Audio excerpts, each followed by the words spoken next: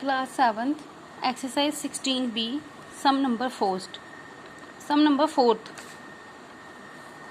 Question हमें दिया हुआ है। फिगर बनी है उसकी, ये फिगर है, रफ सी फिगर बनाई है मैंने, बुक पे आपको फिगर मिल जाएगी। इसमें मैंने इस पैरेललोग्राम का एरिया निकालना है। बेस दिया हुआ है और ये जो दिया है ना मुझे, ये परपेंडिकुलर दिया है, मतलब कि हाइट दी हुई है। तो बेस मल्टीप्लाई हाइट ही फॉर्मूला होता है पैरेललोग्राम का।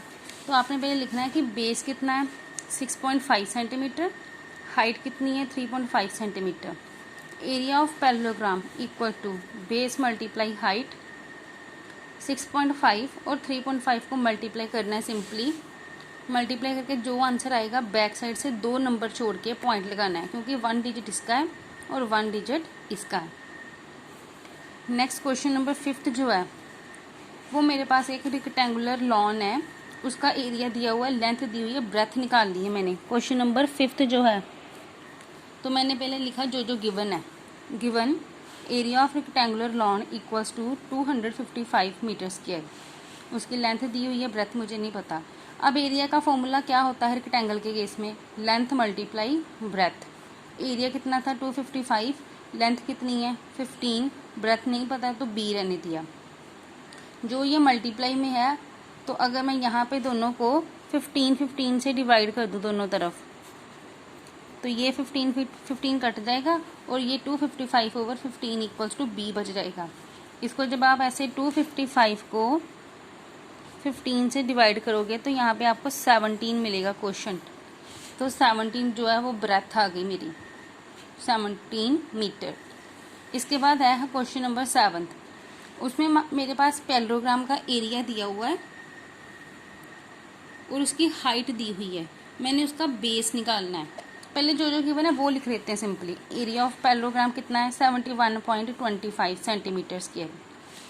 हाइट ऑफ पैरेललोग्राम कितनी दी हुई है 7.5 सेंटीमीटर।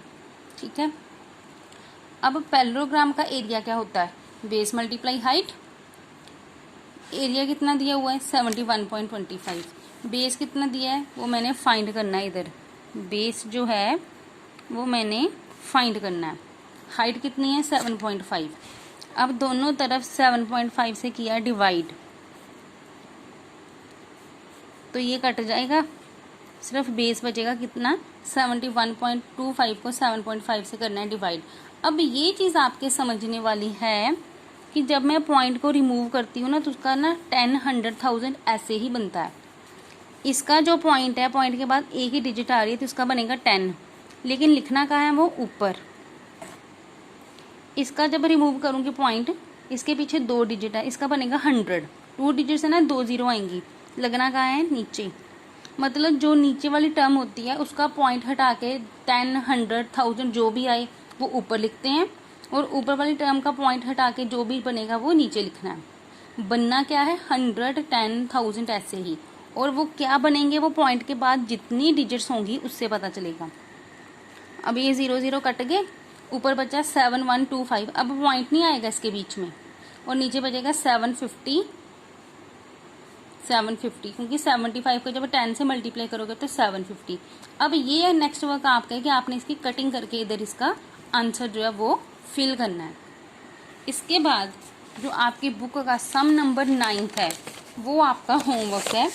उसमें मुझे एरिया निकालना है स्क्वायर का, उसका पेरीमीटर गिवन है। जैसे पिछली एक्सरसाइज में पेरीमीटर गिवन हो तो मैं उसकी साइड निकाल लेती थी। साइड निकालने के बाद फिर एरिया ऑफ स्क्वायर का फॉर्मूला अप्लाई कर देना है।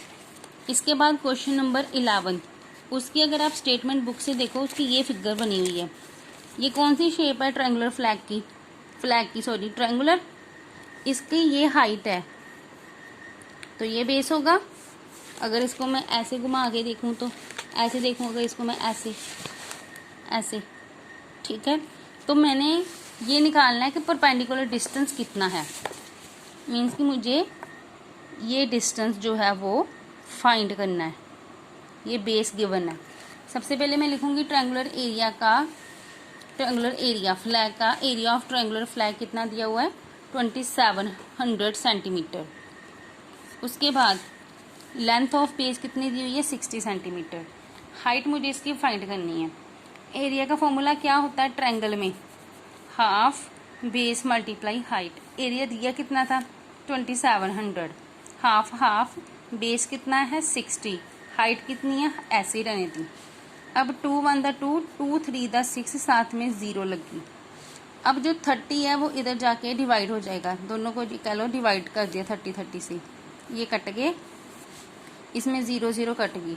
जब आप 270 को 3 से डिवाइड करोगे तो 90 जो है वो मेरा क्वेश्चन बचेगा। तो हाइट कितनी आ जाएगी 90 सेंटीमीटर।